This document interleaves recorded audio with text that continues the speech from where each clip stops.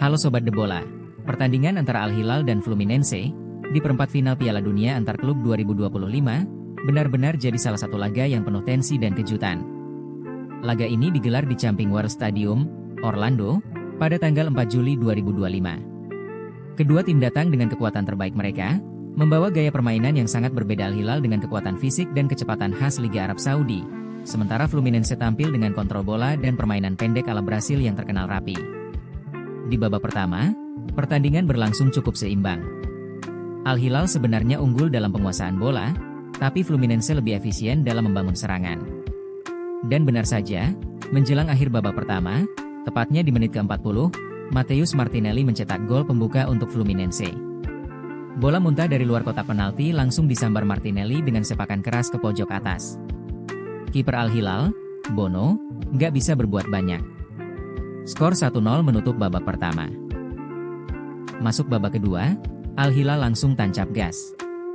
Mereka meningkatkan intensitas serangan dan mulai bermain lebih direct. Hasilnya langsung terasa. Di menit ke-51, Marcos Leonardo sukses menyamakan kedudukan jadi 1-1. Berawal dari sepak pojok yang disambut sundulan Koulibaly, bola jatuh di kaki Leonardo yang langsung mengeksekusi bola ke gawang. Gol ini sempat membuat momentum pertandingan berubah ke arah Al Hilal. Tapi Fluminense nggak tinggal diam. Mereka merespons dengan mengganti beberapa pemain kunci, termasuk memasukkan Hercules, pemain muda yang ternyata jadi penentu kemenangan.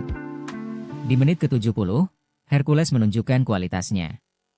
Dia berhasil lepas dari kawalan pemain belakang Al Hilal dan melepaskan tembakan mendatar yang menembus gawang Bono. Gol ini mengembalikan keunggulan Fluminense menjadi 2-1. Pertandingan sempat memanas di 20 menit terakhir.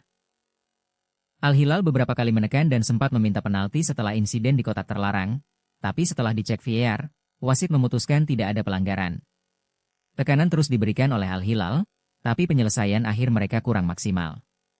Di sisi lain, lini belakang Fluminense tampil solid dan disiplin. Kiper Fabio pun tampil cukup tenang, meskipun Al Hilal melepas total 15 tembakan dalam pertandingan. Statistik akhir menunjukkan bahwa Al Hilal sebenarnya unggul dalam beberapa aspek. Mereka menguasai bola sebanyak 57,5% dan menciptakan lebih banyak peluang. Tapi Fluminense tampil lebih klinis. Mereka hanya butuh 3 tembakan tepat sasaran untuk mencetak 2 gol. Dan itulah bedanya efektivitas. Pertandingan ini berakhir dengan skor 2-1 untuk Fluminense, dan mereka pun lolos ke babak semifinal. Meskipun kalah, Al Hilal patut dapat apresiasi karena bisa menyulitkan wakil Brasil hingga menit akhir.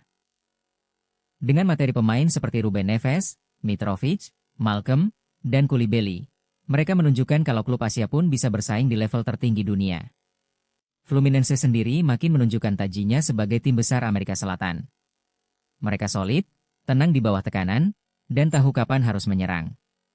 Dengan kemenangan ini, Fluminense akan menghadapi lawan tangguh di babak selanjutnya.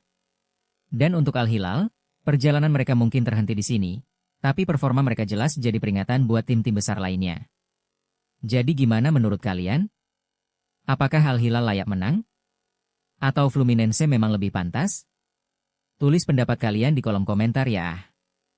Jangan lupa like dan subscribe supaya nggak ketinggalan konten bola seru lainnya. Sampai jumpa di video selanjutnya.